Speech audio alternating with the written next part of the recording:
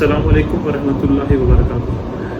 मोहतरम पेरेंट्स, आपको याद होगा कि कुछ दिन पहले हमने एक वेबिनार किया था पेरेंट्स अवेयरनेस, कोविड अवेयरनेस, जिसमें हमारे पास एक सीनियर डॉक्टर भी थे और उन्होंने सारे पेरेंट्स को मुखातिब किया था।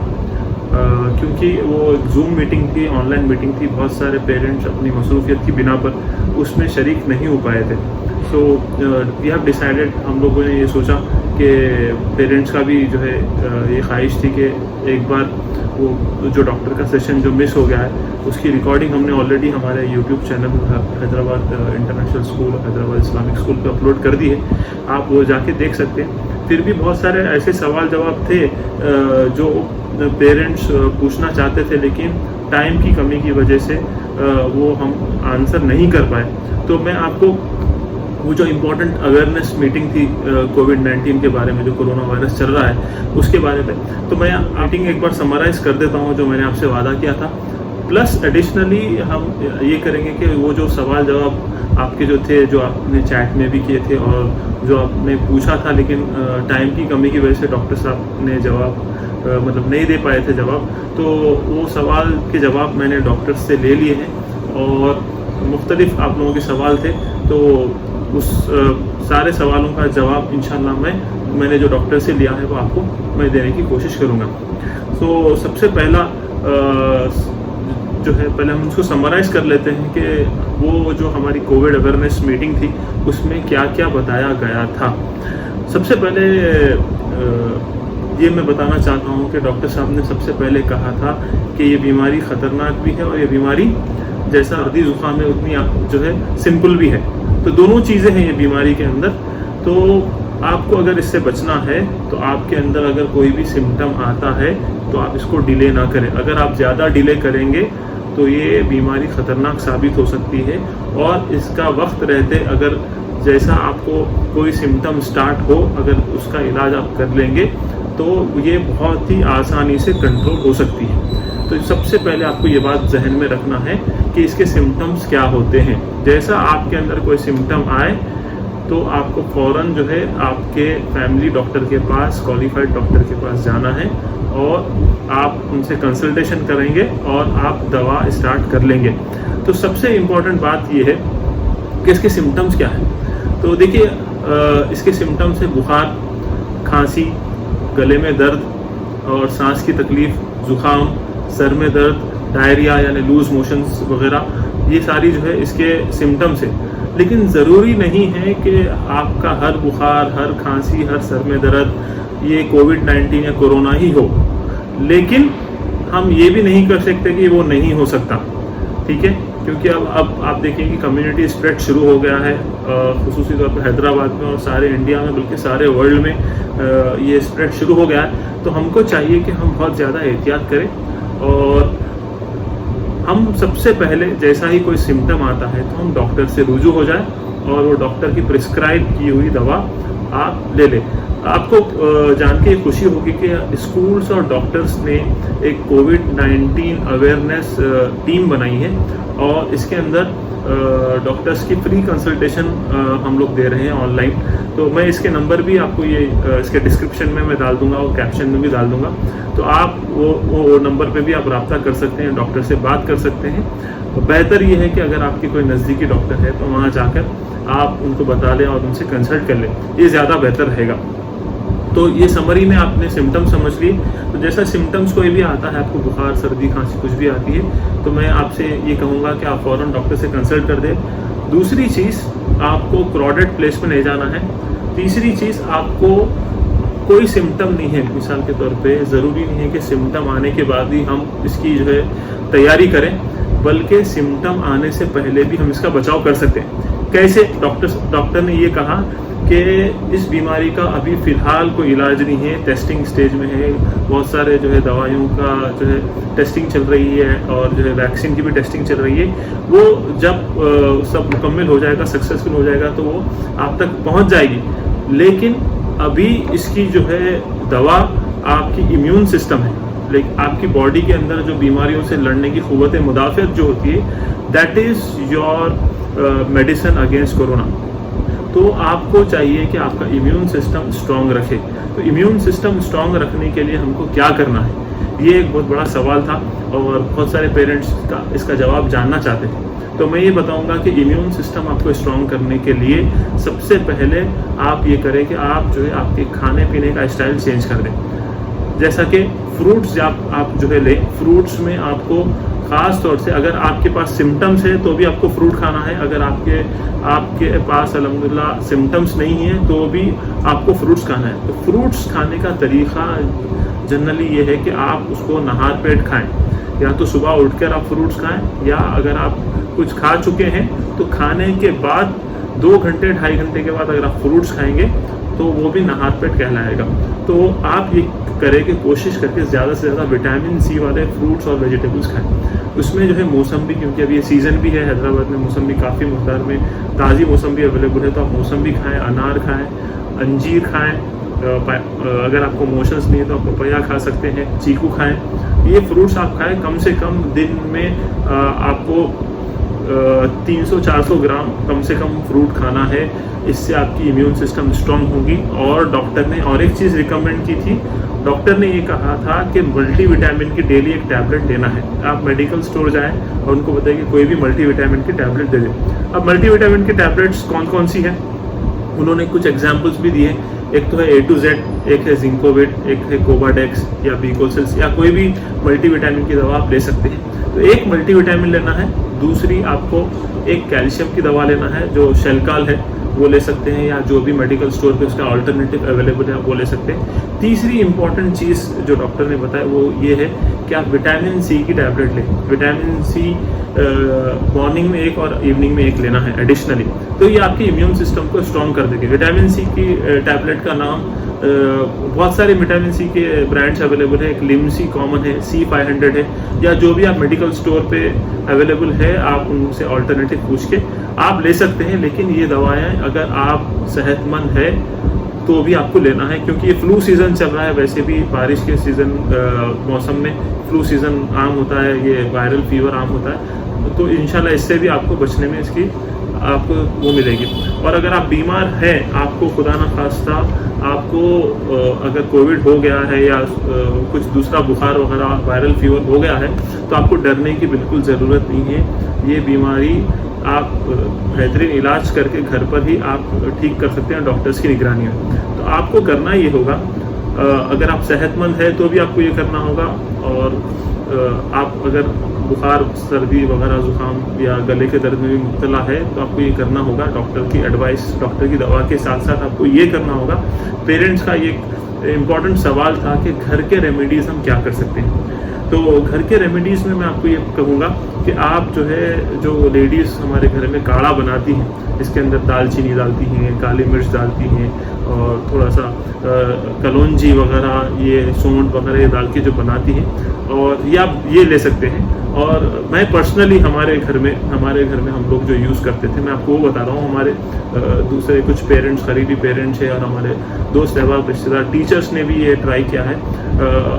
डॉक्टर नजम रेहान साहब का जोशांदा है, बेहतरीन जो है इम्यूनिटी बूस्टर है, ये काढ़ा का टाइप का बनता है और इसके अंदर बहुत सारे इंग्रेडिएंट्स हैं, तो आप ये यूज़ कर सकते हैं। और ये एक चीज़ हो गई। दूसरा, अगर आप वहाँ आप उनके स्टोर पर नहीं जा सकते, हलाल स्टोर आप गूगल पे सर्च करें मिल जाएगा, तो आप जो है घर में काढ़ा बना के आप उसको इस्तेमाल कर सकते हैं। हमने आपको रेमेडी इसकी जो है रमज़ान में भी हम लोगों ने आपको ये भेज दी थी, फिर हम इंशाल्लाह आपको व्हाट्सएप ब्रॉडकास्ट में भी दे देंगे, और इंशाल्लाह डिस्क्रिप्शन में भी मैं डाल दूंगा कि काढ़ा घर में किस तरह बनाना है। इसके अलावा जो है, जिस तरह मैंने कहा कि फ्रूट्स खाना है सबको, सेहतमंद इंसान को भी, अगर आप बीमार भी हैं तो आपको विटामिन सी या फ्रूट्स खाने से कोई नुकसान नहीं है। आप बिल्कुल सेफली फ्रूट खा सकते हैं। ये मैं डॉक्टर से पूछकर आपको बता रहा हूँ। डॉक्टर्स ने कहा कि फ्रूट्स खाएंगे तो इंशाल्लाह सेल्स, हमारे पास जो वाइट ब्लड सेल्स है और जो हमारी इम्यून सिस्टम है उसको जो है तक़वियत मिलेगी, उसको स्ट्रॉन्ग होगी। तो आपको फ्रूट्स ज़रूर खाना है, और कोशिश करें कि ड्राई फ्रूट्स खाएं। ड्राई फ्रूट्स यानी बादाम हो गया, पिस्ता हो गया, कुछ काजू हो गए, कुछ अखरोट हो गए, आप ये खा सकते हैं। ये भी बहुत ज़रूरी है, बच्चों को भी खिलाएं और आप खुद खाएं। एक बॉइल्ड एग डेली, ये भी डॉक्टर्स बताते हैं कि ये भी लेना है। और जो है हल्दी वाला दूध, गर्म दूध या कुनकुने दूध में हल्दी डालकर या उसको हल्दी के साथ उबालकर आप ये भी जो है दिन में एक बार इंशाल्लाह पिएंगे तो हल्दी जो है टर्मरिक, इसके अंदर भी बहुत सारी बीमारियों को लड़ने की ताकत है, तो ये भी इंशाल्लाह आपको फ़ायदा देगी। इसके अलावा जो है पेरेंट्स का ये सवाल था कि हम गर्म पानी पिए या ना पिए, तो आप बिल्कुल गर्म पानी पी सकते हैं। आप सुबह में नहार पेट अगर उठ के कुनकुना पानी शहद डाल के पिएंगे तो शहद जो है हुजूर सल्लल्लाहु अलैहि वसल्लम का जो है पसंदीदा ग़िज़ा रही है, हुजूर ने उसको पसंद फरमाया। शहद खा सकते हैं आप, शहद को गर्म पानी में डाल के पीने से भी इंशाल्लाह बीमारियां दूर होंगी। और मैं आपसे मतलब ये मेरा रिकमेंडेशन है जो हमारे घर में हम लोग खुद यूज़ कर रहे हैं, हम लोग ये कर रहे हैं क्योंकि हम लोग बाहर हमारा आना जाना होता है, तो जो मर्द हजरात और जो लेडीज़ भी बाहर जाती हैं तो उनसे गुजारिश है कि आप जो है स्टीम इन्हेलेशन ले, भाप लेना जिसको बोलते हैं, तो आप जिंदा तिलिस्मात के चंद खतरे डाल के आप भाप ले सकती हैं। अगर आप बीमार है तो भी ये लेना ज़रूरी है, अगर आप सेहतमंद है तो भी अगर आप बाहर जा रहे हैं तो आप स्टीम इन्हेलेशन ले लें। पानी के गरारे ये भी करना ज़रूरी है। और अगर आपको खांसी है तो उसके लिए भी एक होम रेमेडी जो डॉक्टर्स ने भी कहा है कि ये बेहतरीन चीज़ है, गुड़, जो देसी गुड़ होता है उसका हरीरा बना के पी लें या वैसे ही गुड़ खा लें। खांसी इसलिए होती है कि आपके अंदर बॉडी के अंदर पोटेशियम की कमी हो जाती है, तो गुड़ के अंदर पोटेशियम काफ़ी मिकदार में है, तो आप ये ले सकते हैं। पेरेंट्स का एक सवाल था कि हम सब्जियां कौन सी सब्ज़ी खाना बेटर है, तो सब्ज़ी जो है में डॉक्टर्स ये बताते हैं कि आप गाजर खाएं, आप खीरा खाएं, आप टमाटर खाएं और बीटरूट आता है ये खाएं और मूली वगैरह ये आप खा सकते हैं। कम से कम जो है 300 ग्राम तो आप मैं रिकमेंड करूँगा और डॉक्टर्स रिकमेंड भी करते हैं कि आप ये 300 ग्राम कम से कम आप ये ज़रूर ज़रूर खाएं। और कैसे खाना है मैं आपको इसका तरीक़ा भी बताता हूँ कि आपको जो है लंच और डिनर दोपहर के खाने में और रात के खाने से पहले चंद मिनट 10 मिनट पहले एटलीस्ट आप क्या करें, थोड़ा सा सलाद ये खा लें, इसका सलाद बना लें और इसको खा लें इंशाल्लाह। फिर 10 मिनट के बाद आप खाना खा सकते हैं इंशाल्लाह। टोमेटो के अंदर बीटा कैरोटीन है, गाजर के अंदर भी बहुत सारे जो है चीज़ें हैं जिससे आपको आपके इंटरनल सिस्टम को मजबूती मिलेगी, आपकी इम्यून सिस्टम इससे स्ट्रॉन्ग होगी। तो आपको कोशिश करना है कि ग़िज़ा के ज़रिए जितनी अच्छी आप जो है डाइट लेंगे, जितना अच्छा फ्रूट्स वेजिटेबल्स और ये सब खाएंगे इंशाल्लाह उतने आप इंटरनली स्ट्रॉन्ग रहेंगे। और जो है आपकी बॉडी खुद ब खुद, अगर बहुत सारे लोगों को डॉक्टर्स बता रहे हैं कि ये आके भी चले गई लेकिन उनको पता भी नहीं चला, वो इसलिए पता नहीं चला कि वो इंटरनली स्ट्रॉन्ग है, वो अपनी तबीयत का ख्याल रखते हैं। और जिनको आई है और कुछ दिन में चले गई है विदाउट बिकमिंग डेंजरस, तो ये भी इनकी इम्यून सिस्टम है और अल्लाह ताला का जो है ये अल्लाह ताला की तरफ से है कि आप जो है अपनी सेहत का ख्याल नहीं रखता, जो लापरवाही करता है तो उससे नेमत छीन ली जाती है। तो सेहत एक नेमत है, इससे लापरवाही ना करें, इसका ख्याल रखें। दूसरा पेरेंट्स, मैं आपको एक अहम इम्पॉर्टेंट चीज़ की तरफ जो है आपको निशानदेही कराऊंगा। पेरेंट्स का एक सवाल था कि हम जो है क्या शादियों फंक्शनों में जा सकते हैं, तो ये इसका सीधा जवाब ये है कि बिल्कुल भी नहीं जाना है। शादी फंक्शन सब कुछ जो है अवॉइड करना है। इसलिए अवॉइड करना है कि रिसेंट में जितने भी फंक्शंस हुए हैं, आपने अखबारात में भी देखा होगा कि कुछ लोगों ने शादी में अटेंड किया, 50 लोग थे, 100 लोग थे घर में, उसमें से 20-25 लोग मुतासिर हो गए। बर्थडे पार्टीज लोगों ने ऑर्गेनाइज की, उसमें भी मुतासिर हो गए। या अखबारों में आपने जो है पढ़ा है। तो ज़रूरी है कि सेहत इम्पॉर्टेंट है, जान है तो जान है। अभी आप कोई फंक्शन अटेंड ना करें, रिश्तेदार कुछ नाराज़ होंगे, बाद में आप मना लीजिएगा। अभी जो है आपको अपनी सेहत का भरपूर ख्याल रखना है। दूसरा जो है इस्लामी नुक्ते नज़र से उलमा क्या फरमाते हैं कि भाई अगर अल्लाह ताला की तरफ से कोई मुसीबत आती है तो एक मुसलमान होने के नाते आपका क्या अमल होना चाहिए, एक मुसलमान होने के नाते ये आपका अमल होना चाहिए। इसका जवाब ये है, उलमा इकराम से मैंने इसकी रहनुमाई ली है। उलमा इकराम फरमाते हैं कि आप अगर किसी परेशानियों में और बीमारियों में मुब्तला हो जाए तो अल्लाह ताला से खूब इस्तग़फ़ार करें। तो आपको इस्तग़फ़ार करना है। कोशिश ये करें कि कोई भी एक टाइम मुकर्रर कर ले आधे घंटे के लिए, और सारे घर वाले मिलके, जितने भी घर वाले हैं बैठे, असर के बाद, मगरिब के बाद, फजर के बाद, इशा के बाद आधे घंटे के लिए आप ये करें कि इस्तग़फ़ार का एक दस्तर कर लें, इस्तग़फ़ार कुछ पढ़ लें, कुछ दुरूद शरीफ पढ़ लें, कुछ जो है ला हौला वला कुव्वता, ये भी बहुत अजीम वजीफ़ा है, बहुत ही इसके जो है बेहतरीन नताइज है। आपको ये करना है। और जो है दीगर आप कलमा शरीफ, ये चीज़ें आप घर में एहतिमाम इमाम के साथ पढ़े, घर में अजान दे, इसके भी बहुत फ़ायदे हैं। मैंने एक वीडियो बनाई थी कुछ दिन पहले सूरह रहमान के ताल्लुक़ से कि 3 बार सूरह रहमान घर के सब लोग सुने, अगर जो बीमार है वो सुनते हैं। हमारे खुद एक पेशानत में जो वेंटिलेटर पे थे, अल्हम्दुलिल्लाह सूरह रहमान सुनने की बरकत से, ये एक थेरेपी है, इसके सुनने की वजह से जो वेव्स इसके जनरेट होते हैं बॉडी के अंदर, तो आपके सेल्स जो है मुतहर्रिक होकर बीमारी से लड़ते हैं। तो सूरह रहमान सुनने की आदत डालें, कुरान पढ़ें, इंशाल्लाह ये सारी चीज़ों करें, अल्लाह ताला से दुआ करें, इंशाल्लाह इसका भी आपको भरपूर जो है फ़ायदा मिलेगा। और एक जो है एक इम्पॉर्टेंट चीज़ है पल्स ऑक्सीमीटर। पल्स ऑक्सीमीटर में ऑक्सीजन चेक करना, SpO2 लेवल आपको मेडिकल शॉप से वो रख ले, उससे आपको ऑक्सीजन का पता चलेगा। और जो है ऑक्सीजन लेवल, ऑक्सीजन हमारे लीवर पे डिपेंड होता है। हमारे जो फेफड़े अगर कमज़ोर होते हैं तो ऑक्सीजन की कमी, सांस लेने में तकलीफ हो सकती है। तो वो पावर बढ़ाने के लिए आपको सांस की एक्सरसाइज करना है। आपको ये करना है कि बलून ले लें, बलून आप दिन में जो है 4-5 बार, हर टाइम 4-5 बार जो है आप उसको ब्लो करें और उसको फिर हवा निकाल दें, ऐसा 4-5 बार करें।